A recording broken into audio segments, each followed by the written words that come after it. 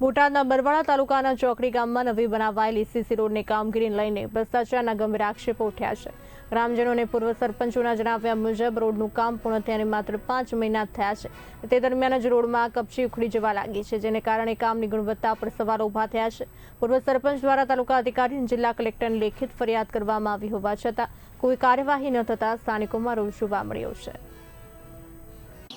आपने आ जणावવાનું કે 4-5 મહિના પહેલા અમારા ગામે ચોકડી ગામે સત્તારભાઈના ઘરથી નર્મદા કેનાલ સુધીનો નભોઈના રસ્તા ઉપર રોડ બનાવવામાં સીસી રોડ બનાવવામાં આવ્યો છે। એને ખાલી 5 જ મહિના થયા છે।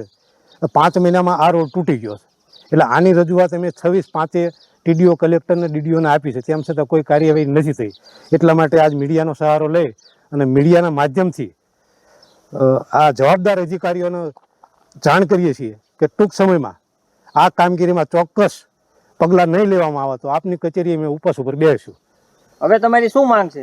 માંગ એ જ છે કે આવું કામ કરે છે ને એવા લોકોને કડકમાં કડક જે સજા કરો, અને આ રોડમાં જે ખોટા જનતાના ટેક્સના પૈસામાંથી આ જે રોડ બને છે એ પૈસાનો ખોટો વેડફાટ ન થાય ફરીને કોઈ જગ્યાએ, એના માટે કડક કામગીરી લો એના ઉપર। શું બસ આ એટલું મારે રજૂઆત કરવાની મેં ટીડીઓ સાહેબને કરેલી, કલેક્ટર સાહેબને રજૂઆત બધી કરી, પણ એનો કોઈ નિકાલ ન આવવાથી મીડિયાનો સહારો અમારે લેવો પડ્યો છે।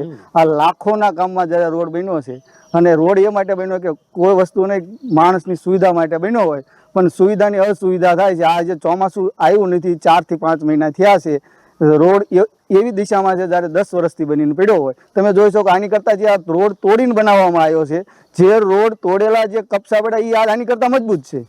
તો આ વિકાસ ગામને લગતો સારા માટે કર્યો છે કે શું કર્યો છે એ હવે ગામને વિચારવાનું, અને ગામ આમાં હેરાન ન થાય એવી મારી તંત્રને અપીલ છે કે વહેલા તક આ રોડ ફરીથી બનાવવામાં આવે, અથવા એની જે રીગ્રાન્ટ હોય રીગ્રાન્ટ કરીને કોઈ અન્ય બીજા પાસે બનાવવામાં આવે।